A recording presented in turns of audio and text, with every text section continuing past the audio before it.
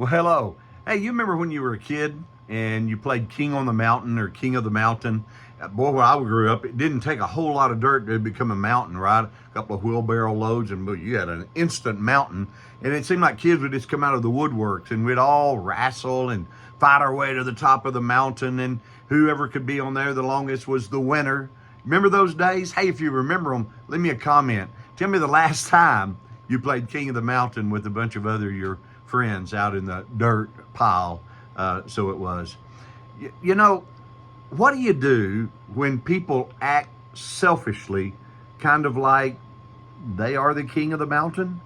I'm not talking about kids on a playground or kids in a dirt pile. I'm talking about they kind of go through life thinking maybe they're the king of the mountain. My wife and I have a little thing we do sometimes. We kid with each other when someone cuts us off or they drive in a very selfish way or whatever. We have a little song that we sing to each other, and I'm not much of a singer, but it goes something like this. You're the most important person in the world. When you drive around, then I must stop my car and let you by. You're the most important person in the world. Something like that. It kind of eases up the tension and we kind of giggle about it, but the person goes on their way driving very selfishly. It just seems like our world is getting more and more self-centered, less and less others-centered. Now listen, there's exceptions to every rule. There are people I know that are so others-centered, they never think about themselves, but I'm talking about the world as a general whole. It seems like we're getting more and more that way.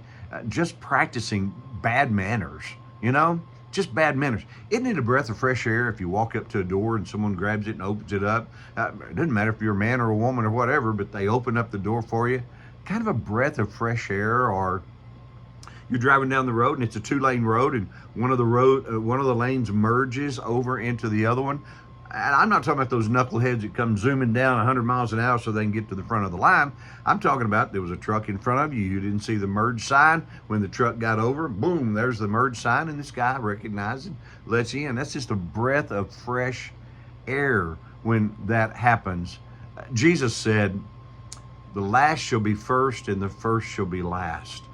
Jesus talked a lot about humility. He talked a lot about putting others first, in serving others.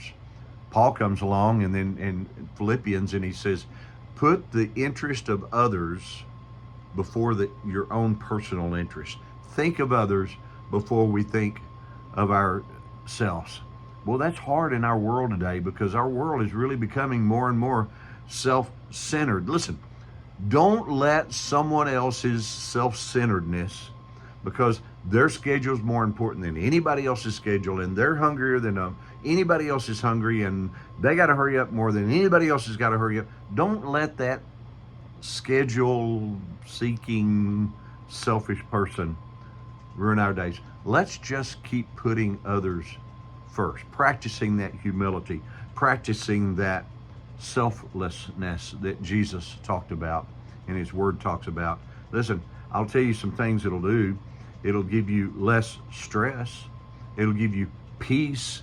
That anger that rises up within us will subside. It'll get lower.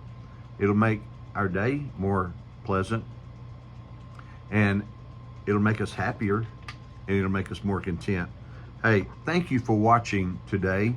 If you would, encourage you to just hit that like button, hit that subscribe button. It'd sure help us out. But listen, we're glad you're here today. You think it over. I'm Scott Shepherd, and this is good news for you. Have a great day.